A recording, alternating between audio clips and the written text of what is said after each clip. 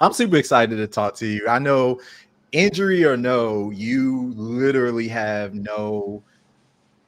At least from my perspective, I have not seen you slow down at all on social media because, of course, we connected on TikTok, Right. and I feel like you were with the.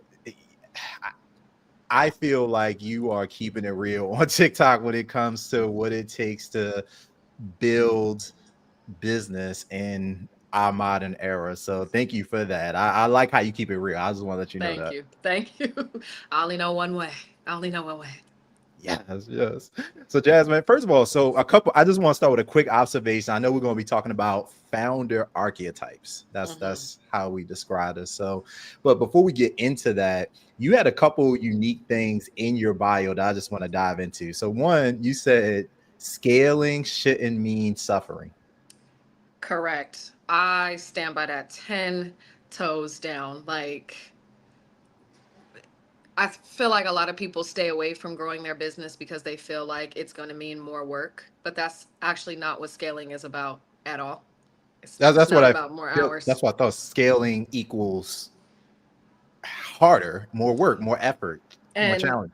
I think a lot of times, like, we end up resisting our blessings. We end up blocking our own blessings when we have that belief, because it's really not the case at all. The clients that I work with, they end up working way less than before they met me.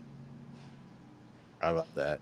And when you say working, because we're talking about, I always heard it say, start with something manual, right? So a lot of times entrepreneurs will try to jump to the end of the test and create like this fully automated AI enabled workflow that just you set it and you never have to touch it again. And I'm like, probably not, but they say build it manually and then get up to that. So, what's your perspective on that? Are most of your clients trying to go that way, or do they start off too manual and now you're having to come in and try to, just scale with them?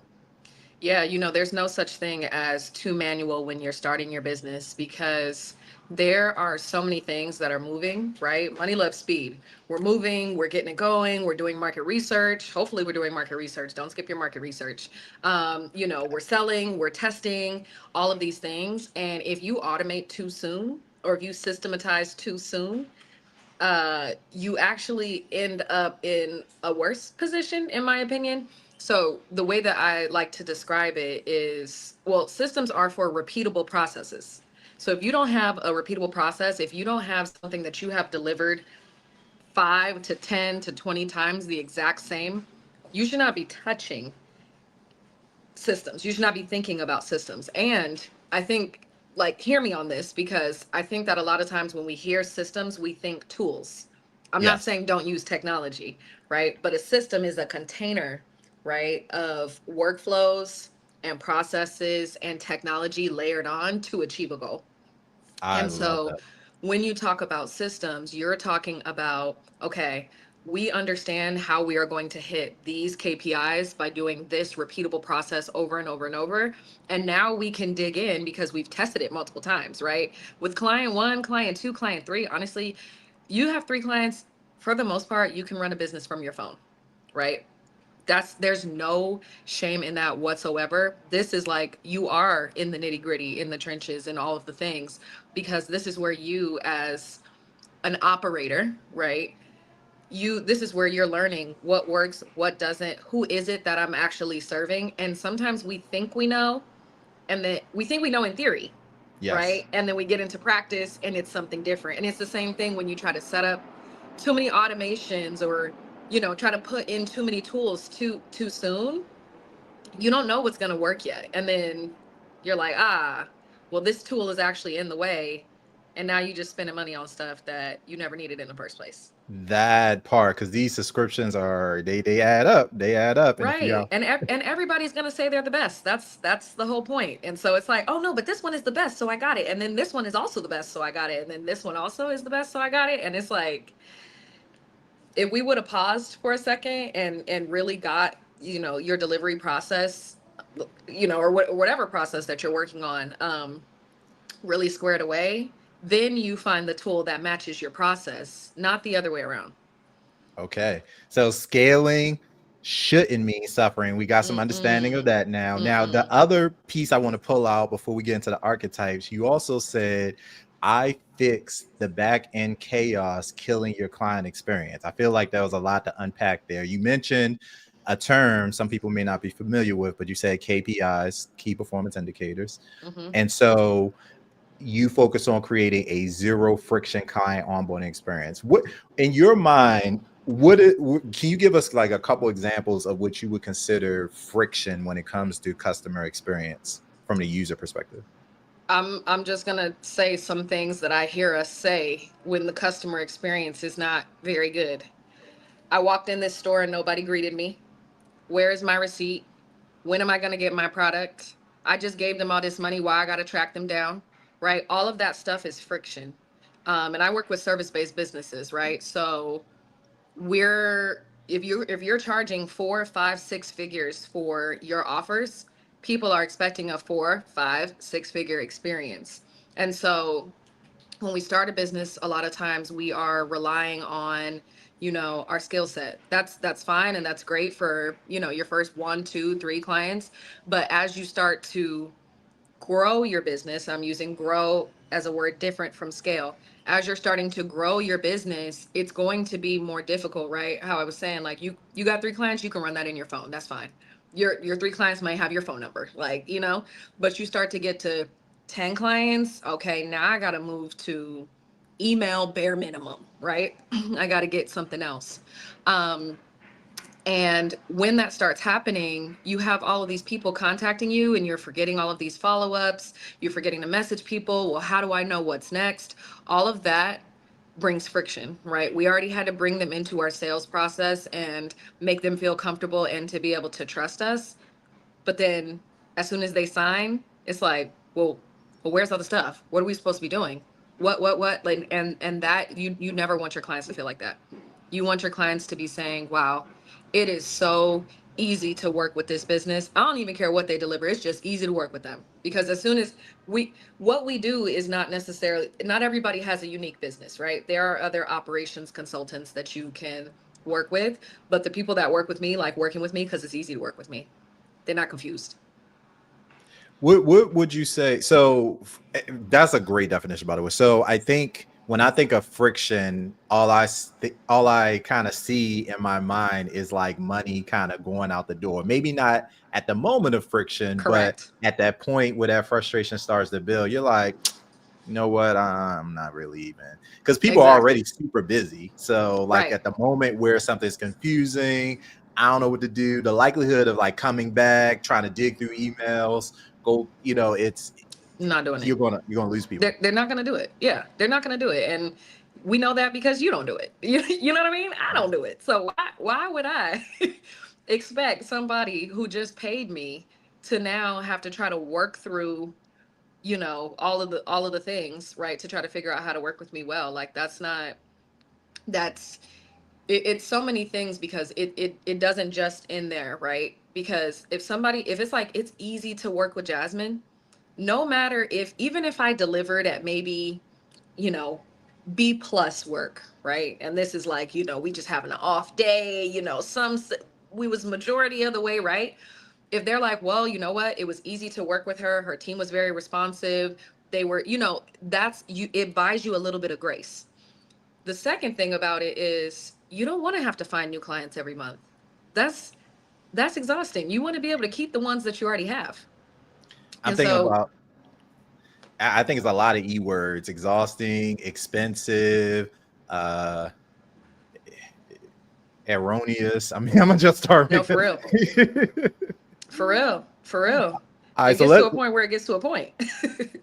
that part. So okay, so this is great context so far. By the way, anybody watching, I want to give Jasmine a minute to introduce yourself because again, you may be hearing her for the first time. Probably not if you're on TikTok because again, she is everywhere. If you follow business, technology, systems at all, but Jasmine, you want to take a few moments and introduce yourself to those who may not have met you yet. Sure. Hi, everyone. I'm Jasmine Wooton. I'm the founder of Sistwin. We are an operations consultancy, and we help businesses that are in that 10 to 40K monthly revenue range, and we help scale them. So my most recent client, we just hit our 200K. Yeah. And so exciting because, now we're getting to a point where, all right, cool, we got it. Now Yeah. let's figure out what parts we can make even smoother. So I'm very, very excited. And a lot of my clients um, are founders who are very brilliant, very talented, and very overwhelmed. And so it's really an honor to work with a lot of my clients and be able to take some things off of their plate so that they can step back into their zone of genius. I'm sure we have some founders watching right now that are probably thinking like, "Oh man, I'm probably at the point in my business where I might need to hit up a Jasmine because I'm getting a little overwhelmed." Could you give us your founder before we go into the actual archetypes? Who is the idea type of founder that, hey, if you're experiencing these things, you should call me immediately?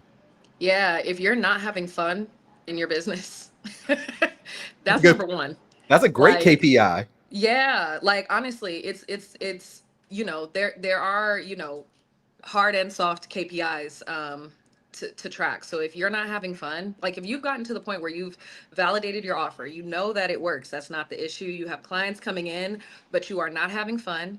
You can't figure out how to delegate to your team, or you're just getting to a point where everybody keeps asking you, right? Like, oh, I have a team, but they keep saying, oh, well, what do I do? Let me just ask the founder. I'm gonna just ask them. It's fine, right? And you find yourself still the one jumping back in, or you find yourself going in and doing a lot of response and admin work. We call those $5 tasks. You should be doing $1 million tasks, right? $50,000 tasks. As a founder, if you're finding yourself stuck in those $5 tasks, you should probably give me a call. Working. I heard people describe it as working on your business instead of in your business. Correct. Is that how you Correct. characterize it too? Okay. Yeah, yeah. A lot of systems will take you out of your business and let you be able to just work on your business for sure. I love it. And then is there a specific revenue kind of window you're looking for, or maybe like a bell curve where you found most of your clients are coming in at? Yeah, most of my clients find me when they are starting to get consistent 10 to 40K months. Nice. Anywhere in there is when it starts getting to a point where you're like, can't run this business out of my phone. Can't Yeah. keep doing this via email. I can't keep track of everybody, And if you're like me, even like I'm horrible with names. You know what I mean? Like I will remember every single thing that I talked about with somebody, but in terms of names, struggle. So as soon as I realize, oh my gosh, I can't remember the client's business's name. And I'm like trying to look through my email for the client's business name because I just know their first name. And I'm just like, oh my, that when you get to that point where you're like, where is everything? Or like some of the clients that I'm working with, you're waking up at 4 a.m., you're working on the weekends, your family is starting to get a little irritated by your business. They're not irritated by your business, they just miss you. Mm, I love that. What? How timely for the holidays too. Yeah. Yeah. Listen, all I did today was get my hair and my nails done. Okay. That's the type of founder that I want to be. And, I check in with my team. Y'all good? Everybody good? Okay. Right. And it takes some time to get to get to that. It is a transition for sure. It is a transition because the skills that we had in our 9 to 5 and the skills that it takes to build your business are not the same ones that you need to scale your business. I feel that. This kind of reminds me, one of my favorite phrases when I think about Web Across Black Speakers Network or what we do at T23, it's like slow down to speed up. It's like it's Yes. going to hurt a little bit. Most people are like, no, we need to go fast. But if you don't slow down a little bit, you're going to probably crash and burn. Like if you don't, it's like maintaining your car. Like if you don't do oil maintenance, like you may really need to get to work, but at a certain point, that engine's going to break down. Yeah. Yeah. It's I mean, you can go fast if you want to, but you got to go fast. If you do go fast, I do have a client who moves very fast, but that's the thing is like we have deep trust where I'm like, if we move fast, this is what this means. If we move fast, this is what this means. And actually, I had we connected because he was talking about how fast he was going to move. We also met on TikTok. He was talking about how fast he wants to move, and he's like, I just need like 30 days to get going, and then I'm gonna call you back. I'm like, in 30 days, at the speed that you're moving, it's going to look crazy. I don't know if I'm gonna want to work with you at that point. Like, but it gets, business gets messy very quickly.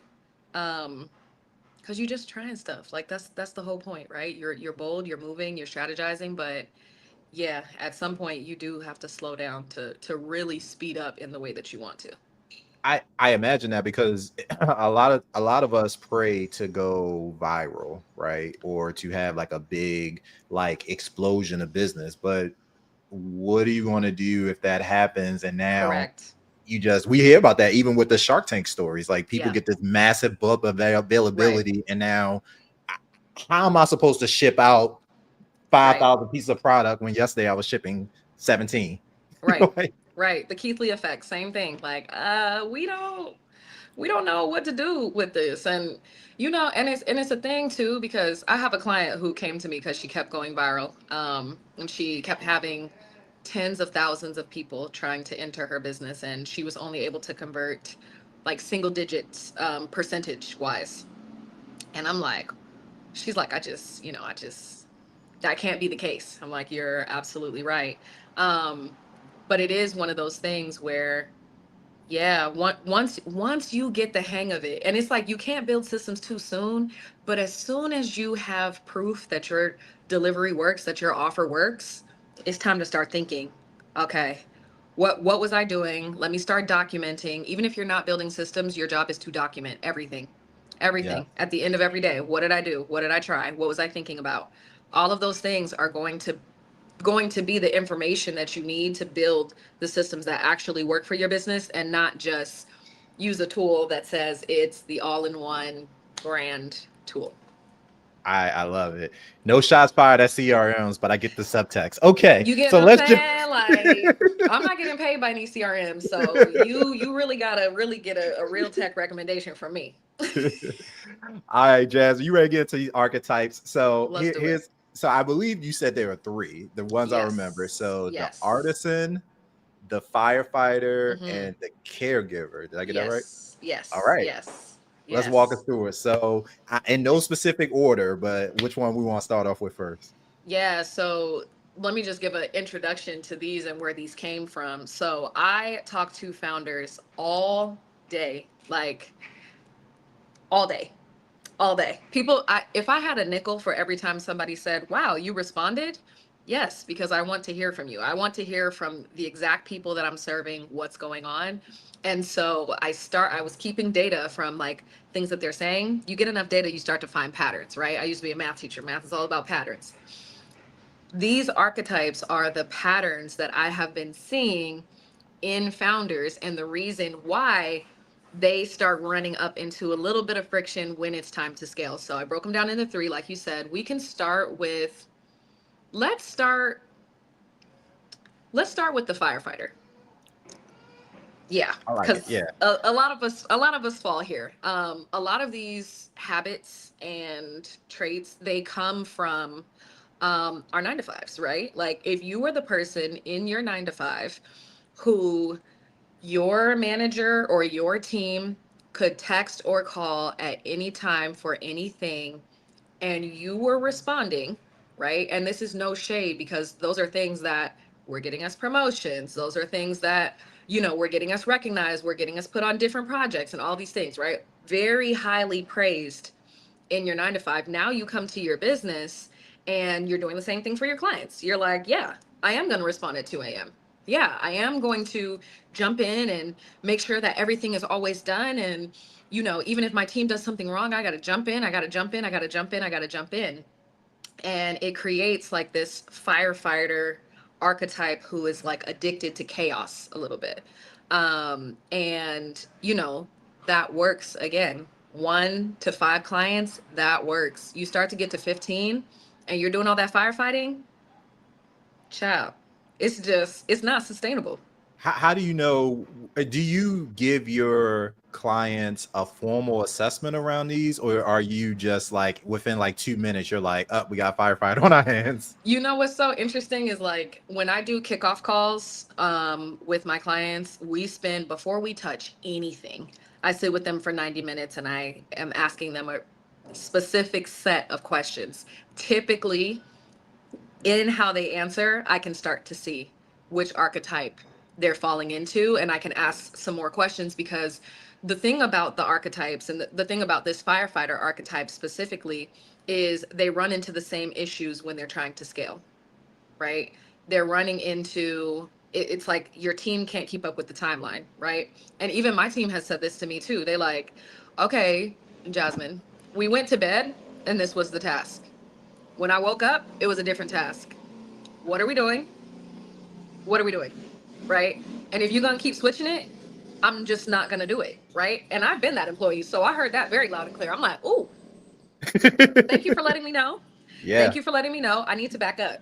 I need to back up. If I hired you to do the job, right, and I have the workflows mapped out clearly, they're like, we know what we know what we're doing. You don't need to keep on switching things up. We're going to keep with the same thing that we've been doing. So I'm like, okay, cool.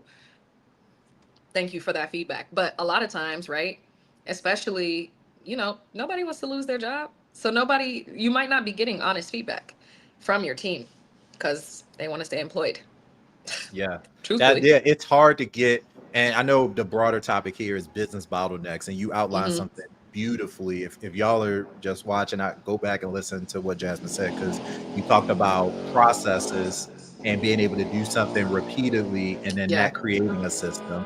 But within your entire system, you have this combination of a system isn't just tools, as you mentioned, you have people, processes, and tools and correct. workflows. So it's like sometimes the people are just as important, if not more important, than the tools. I think they're more important, but you Absolutely. know, but the but just because we are founders, just because we created a great product or because we know how to deliver a specific service, doesn't mean we're necessarily the best at leading a team, especially if we're trying to go fast. And so it Right. sounds like you got some coaching embedded in there too Oh, for around sure. people leadership.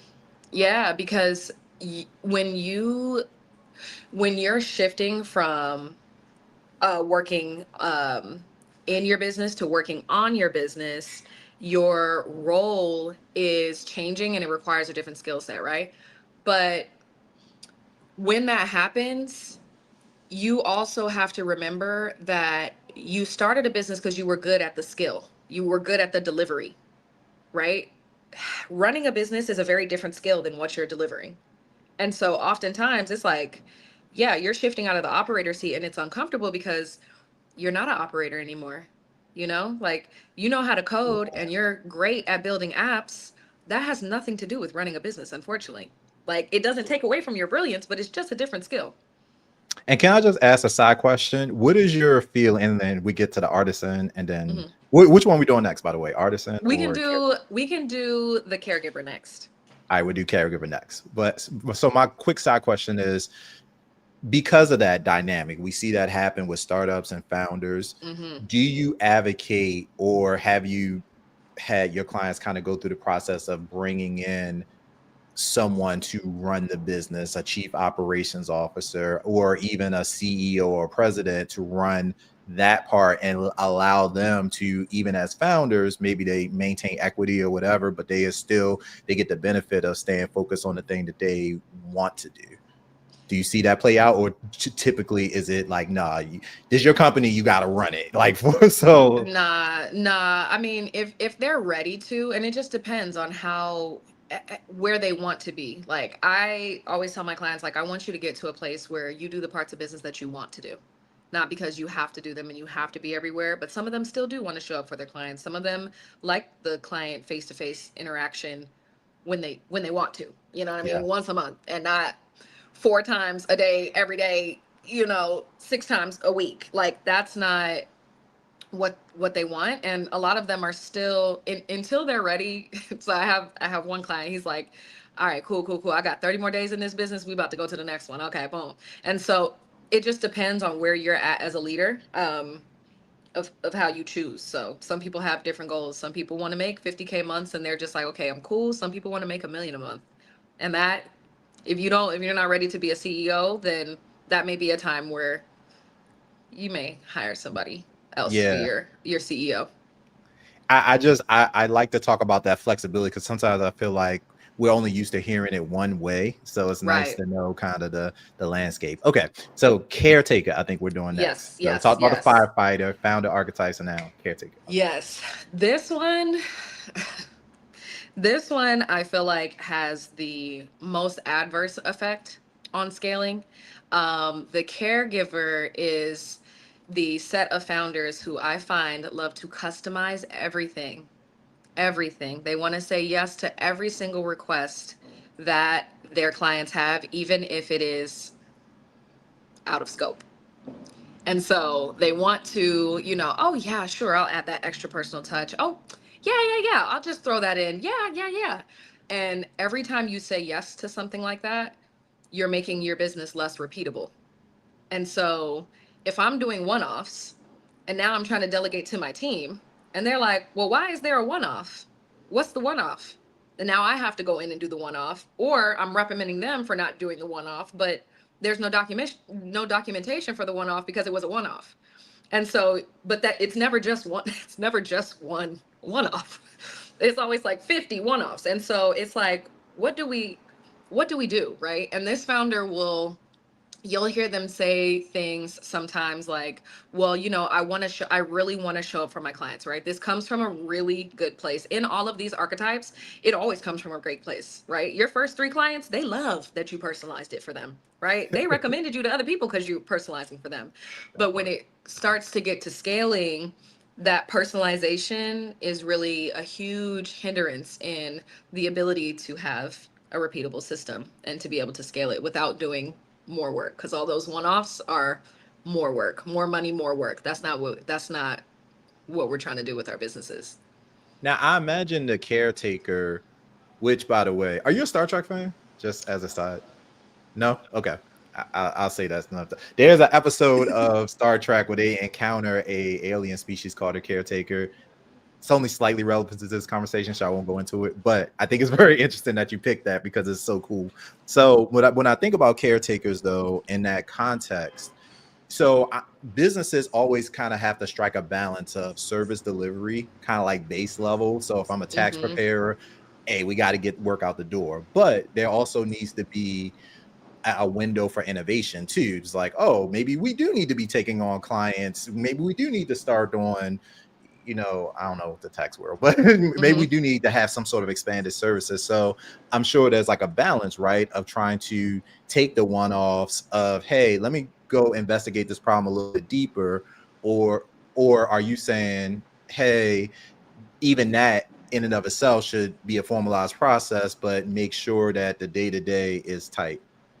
Yeah, so I feel like this is a common misconception. This is another reason why I really zone in on client onboarding, because your one-offs can still be standardized, right? Those are called just supplementary offers, right? And you can have upsells and things like that and add-on services. But how you decide what add-on services are relevant is through the information that you collect in client onboarding. A lot of times we don't collect enough information to be able to do almost anything with in our client onboarding, right? But besides my regular intake form, I also do a kickoff call. So between that form and in 90 minutes of conversation, again, you start to hear these patterns within the founders that you're working for. You start to see the additional pain points that they have, that your the offer that you sold them doesn't fulfill all the way, right? And so once you start to see those patterns, you're like, oh, the last 5 people that we signed also need this particular add-on service. And so let's standardize that particular add-on, and then we can sell to the people who are already in our ether, because we collected enough information in the client onboarding to be able to increase our lifetime value of our customer. That makes a lot of sense. Okay, thank you for breaking that down. Like I have like a lot of side questions, and so, but that makes a lot of sense too because I think that I I I think the number one lesson I learned last year around that whole process was never collect information that you don't plan to use. But at the same time, collect information that you also need to collect the information that you like. If you're going to collect it, it needs to be used strategically a little bit. So is that part of Yeah. your, I saw you make a face. I want to make sure I Yeah, cause capture like, what you what is talking about. this? That's so Raven, and we can see the future. Like, you know what I mean? Like, if I collect, you know what I mean? It's to an extent, right? Everything, Yes. within value, within a certain range, right? I don't need to know my client's favorite color. Yes. Right. Information I don't need, but I may need to know, what their future plans are. I may need to know when they hired the people on their team, and what offers they had as they were growing people. So it's like I'm starting to understand their tendencies and things like that. So I mean, but again, that's another thing. When you're in the beginning of your business, you're testing out the questions that you may need to ask, and those are things that you then can standardize later, right? I feel like I've gotten my kickoff calls down to a T, to the point where by the time the kickoff call is done, I'm like, team, here, this is Yeah. exactly the information that you need. Go ahead, execute, and call me back. I imagine yours is probably like a sport at this point, because like when you get it down to like such a, like, you did you see that I always like watching those like Super Bowl when they do the sped up video of them putting the stage up and taking it down, because that's Mm-hmm. a massive logistical feat, and they do it in like during a commercial break, and then they take Right. it down during a commercial Right. break. Like I feel like your kickoff call is probably like that, like boop boop boop boop boop, like Yeah. everybody knows exactly. Yeah. Because by the end of it, I want to give my team the best chance at delivery as possible, the most time as possible. But I also want to be able to give a quick win to my clients. So the faster I can get that client intake information and I can get my client onboarded, I'm sending stuff to my team like literally as soon as we get off the call. They're like, boom, because I meet with the founders once a week for the first 4 weeks. And so that second week, I'm trying to show you something, right? I'm not Mhm. trying to have you feel like, oh, dang, is she going to be able to do it? We getting down to the wire. I don't know. I don't want nobody to feel like that. I want to show Yeah. you a win as soon as I can. So yeah, we got to get the information early, and you don't know everything, but once you've worked with enough clients, you know enough about what information to collect. Love it. Okay, so for anybody just watching, so we are talking about founder archetypes, right? We've Mm-hmm. already covered the firefighter, person running around trying to, solve all the problems and be that person for their entire business. We talked about the caretaker and the person that's like essentially over serving. Now we have the artisan. And so as we bring this conversation to a Yeah. close, I actually don't even have a guess of what the artisan is. So I'm excited to hear this. Yeah, so the artisan, I feel like this one gets misconstrued very often. But again, like I say with all of these archetypes are not for shade. These archetypes are to be able to be aware of your habits so that you can get past the barriers that they may be causing unknowingly in your business. So the artisan is somebody who has extreme attention to detail, right? They are a craftsman. They're very, very, very tactful in how they create things. And so when it's time to pass it to somebody else, that standard is through the roof. What I find with these types of founders is that they don't always document their thought process well enough for somebody to execute on their level. So you may hear this type of founder say things like, nobody can deliver as well as me. Nobody cares about my business like I do. And the fun fact is, I have worked at a lot of companies that I did not care about, and it did not affect my work.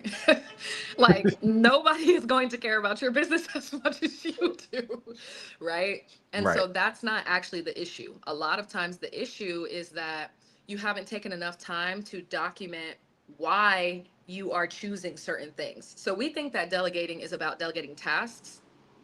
Delegating is actually about outsourcing your decision making. And so you have to be able to Mm. document your decision making so that somebody can make a decision without you. Because if not, they're either going to do it wrong, right? And when I say do it wrong, I'm doing it in quotes because really they're just doing their interpretation of whatever you said. Or, and then you start to lose faith in them and you're like, oh, just can't hire nobody. I just can't hire nobody. And you end up being stuck really solo, or you end up going back and redoing everybody's work. Right. And it's like, you already paid them to do that work. Now you're doing the work again. Like, that's not a good use of money. So for this founder, the recommendation is to document your decision making, not the tasks, but the decision making. Why did you choose A over B? Why did you make this red instead of green? Like, there's a reason for that. But if you don't document that part, people just gonna be like, I don't know, red. Okay, cool. I mean, I gotta have it done by Friday, so red. All right, cool. But we want our people to think like us, not just do like us, because our doing is actually thinking. I want our people to think like us, not just do like us. I think this is perfect now because, first of all, the way I mean, obviously, these are real clients, like real cases, Judge Judy, right? This is stuff you're working on this morning. So Yeah. I love the real time examples. But the thing I'm reminded of now is almost like artificial intelligence. Now we all have ChatGPT, Mm-hmm. and ChatGPT can be an incredible tool, just like, or a credible resource, or a credible thought partner, or a credible writer, just like, members of our team. But if we don't give it a big enough context window, Right. then it's just going to spit out whatever. And it sounds like what I hear you say is people need context windows too. Like, we need to know why, how, when, where, and more of those details you could fill in. Even when something breaks, the person could be Right. like, well, the end goal is just to do this. So as long as we get this done, it doesn't matter the path, they can still deliver the product or service, probably without the client even knowing that something went Exactly. wrong. Exactly. I always think about it like when you tell a little kid to get dressed and they come downstairs wearing like God knows what, and you like, you ain't know it was raining. Why are you wearing uh why are you wearing shorts? No And context. literally no context, right? And I always use kids as an example, but I will say adults are not that different than kids. We are the same. We are the Yes. same. And so if you're expecting somebody to be like, oh well, we're all grown here and we're all adults here, think back to yourself as an employee. Like, just for a second. Like, even if you, most of us, especially if you're an entrepreneur now, you probably were not a great employee, right? Like, or you just knew how to play the game or whatever the case may be, right? Unless maybe you were the firefighter, the person that everybody's calling on to solve. I Maybe was for a kudos couple to years. you. I was for a Yeah. couple years. Yeah, I did that maybe the first couple years of my career. I said, actually, you know what? This is not if I get sick one more time this year, like no. And so, but for the most part, once I got past that part and realizing like, okay, well, my job is just to do this task and do this task and execute with excellence, and then I can just close my computer. Your employees are doing the same thing. It's okay. It's okay. That doesn't mean that you can't get what it is that you want. It doesn't mean that you can't get the results that you want.